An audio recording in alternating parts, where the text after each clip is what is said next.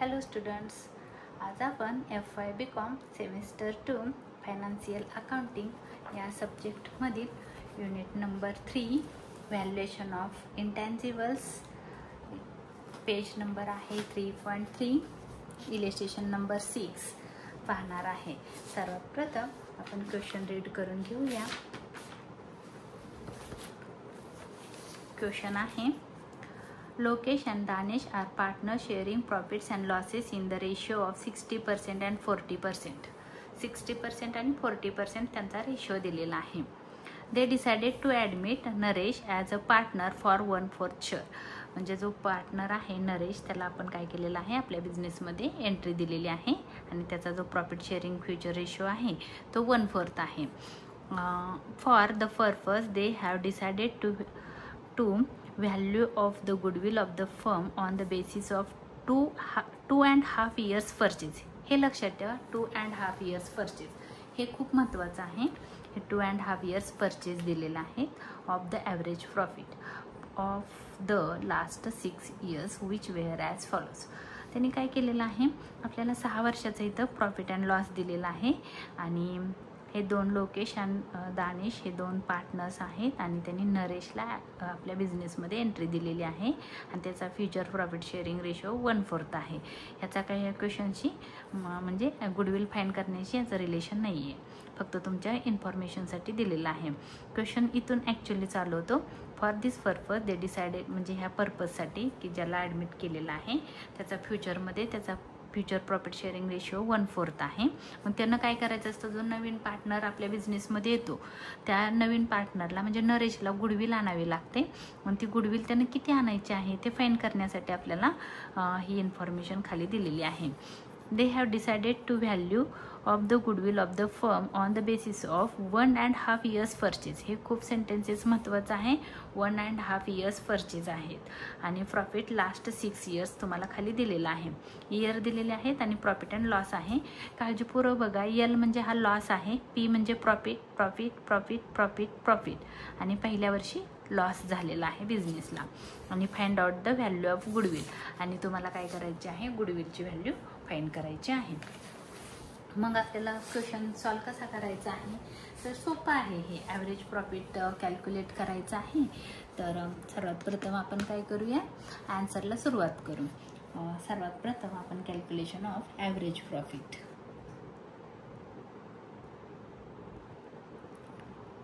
Calculation of average profit. Average profit आपण find करायचं आहे. ॲव्हरेज प्रॉफिट फाइंड करण्याचा फॉर्म्युला काय आहे, तर टोटल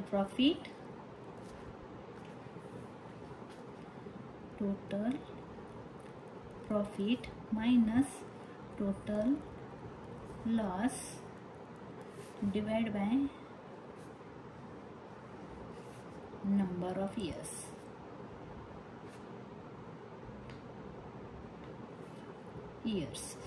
तर टोटल प्रॉफिट आपल्याला काय करायचं आहे, कॅल्क्युलेट करायचं आहे. आणि लॉस, तर आता इथं काय झालेलं आहे, आपल्याला क्वेश्चनमध्ये त्यांनी पहिल्याच वर्षी लॉस दिलेला आहे. आपण पहिलं हे लिहून घेऊया, इथं बघून लिहा व्यवस्थित, नंबर चुकायला नको.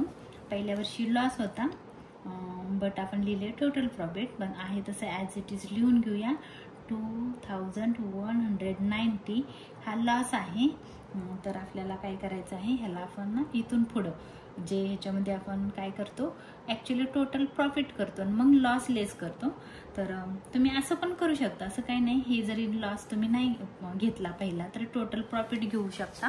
म्हणजे कसं बघा, हा जो प्रॉफिट आहे ह्याचं प्लस करायचं आहे, त्याच्यातून हे मायनस करायचं. मग आपण हे घेऊ 6370 प्लस 9610, असा हा प्रॉफिटचा आपण काय करू, ॲड करू, असं करूया, म्हणजे इझी होईल. 6000 प्रॉफिट घेतोय आपण, 370 प्लस 9610 प्लस 13280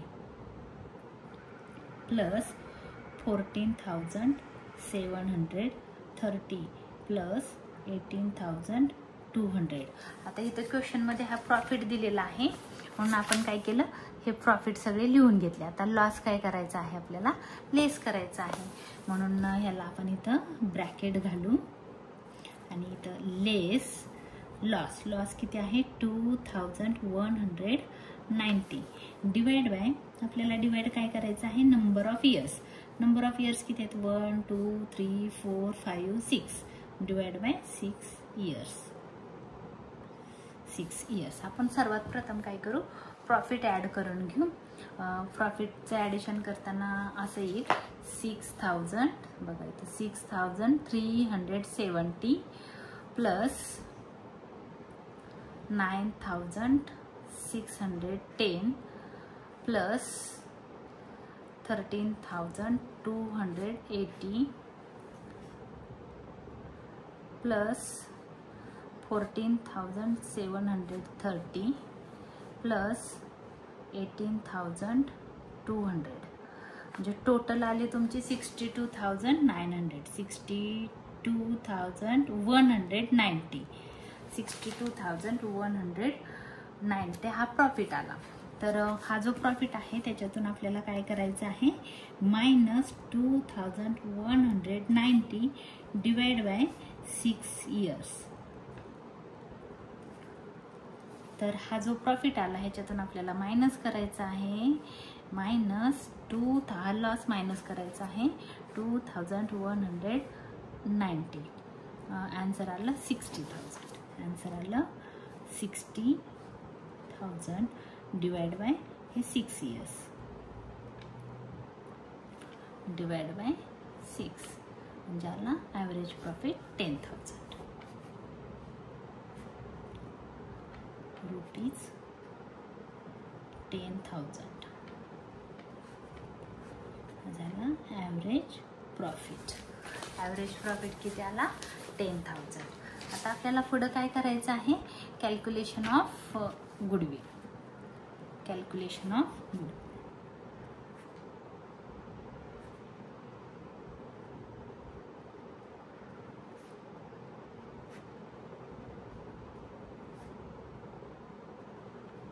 गुडविल.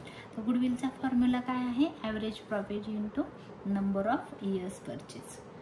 मी इथं घेऊ average profit into number of years purchase.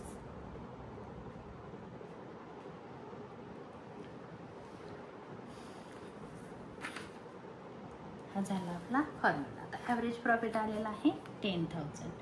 मी इथं घेणार आहे 10,000 इंटू क्वेश्चनमध्ये तुम्हाला दिलेलं आहे बघा इथं क्वेश्चनमध्ये असं सांगितलेलं आहे 2.5 इयर्स परचेस. 2.5 इयर्स आहेत म्हणून 2.5 हाफ म्हणलं की अर्ध, हाफ म्हणलं की अर्ध, म्हणजे तुम्हाला क्वेश्चनमध्ये असं सांगितलेलं आहे 2.5. 2.5 इथं इंटूचं साईन टाकायचं आहे, इथं प्लसचं, म्हणजे तुम्ही कसं लिहिणार आहात हा पहिला 2 खालचा इंटू हा 2 प्लस हा 1 आणि खाली आहे 2 तसाच डिनॉमिनेटरला 2 राहील. 2 2 जा 4 हा प्लस आणि हा 1 डिवाइड बाय 2 म्हणजे येईल 5 डिवाइड बाय 2. तुम्ही कॅल्क्युलेट करू शकता 5 डिवाइड बाय 2. आन्सर आलं 2.5 years. 2.5 years. 2.5 years. Number purchases किती आहे तर 2.5 इयर्स. इथं तुम्ही लिहू शकता 2.5 इयर. 2.5 म्हणजे 2.5 वर्ष. तर इथं आपण असं पण करू शकतो 10,000 into 2.5 years. 10,000 into 2.5 years. 10,000 into 2.5 25,000. Average profit आला 25,000 rupees. 25,000 सॉरी गुडविल आला. तर therefore goodwill is equal to ₹25,000 म्हणजे जो पण तुमच्या गुडविलच्या फर्मची जी टोटल गुडविल आलेली आहे ती 25,000 आहे आणि जो तुमचा पार्टनर आहे नरेश त्यांना त्याच्या 1/4 गुडविल आणायची आहे. टोटल तुमच्या ॲसेटची व्हॅल्यू किती आहे, गुडविलची व्हॅल्यू किती आहे 25,000, त्याच्या 1/4 त्यानं गुडविल आणायची आहे. बट आपल्याला पुढे क्वेश्चनचं कॅल्क्युलेशन करायला सांगितलेलं नाही, त्यामुळे तुम्ही जास्त विचार करू नका. फक्त गुडविल फाईंड करण्यापर्यंतच तुम्हाला क्वेश्चनमध्ये सांगितलेलं आहे फक्त गुडविल फाईंड करा, म्हणून आपण फक्त गुडविल फाईंड केली. नरेशचा शेअर आपण फाईंड केलेला नाही. तर माझा हा व्हिडिओ तुम्हाला आवडला असेल तर लाईक करा, शेअर करा, सबस्क्राईब करायला विसरू नका. धन्यवाद.